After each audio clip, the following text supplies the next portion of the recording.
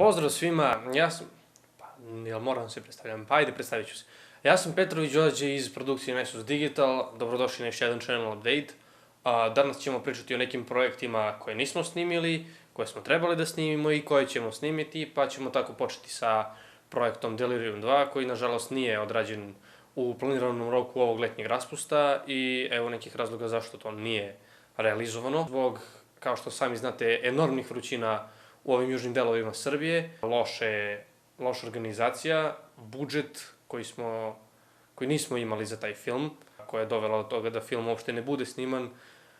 Postoji šansa da se snima u toku sledećeg raspusta zimskog ili letnjeg, a postoji šansa da samo se pomeri za nekada i da snimamo nešto što već imamo u planu već duže vreme. Druga stvar koju smo snimili i koja je trenutno u fazi montaže je Eho, to je naučno-fantastični kratki klip u kome neću da otkrivam mnogo detalja o čemu se radi, vidjet ćete na kanalu.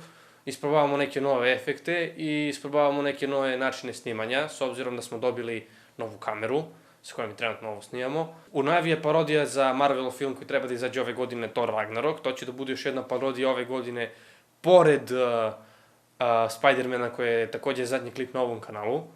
I takođe će u toj parodiji za Thora biti neke najave za parodiju za Infinite War koju isto trebamo da snimamo tada kada film bude izašao.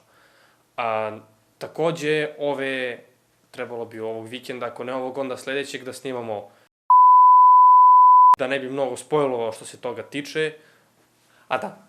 Napravili smo i Instagram nalog na kojem ćemo izbacivati ekskluzivan sadržaj kao što su slike sa snimanja i najave za neke buduće projekte koje ne možete videti na drugim mestima.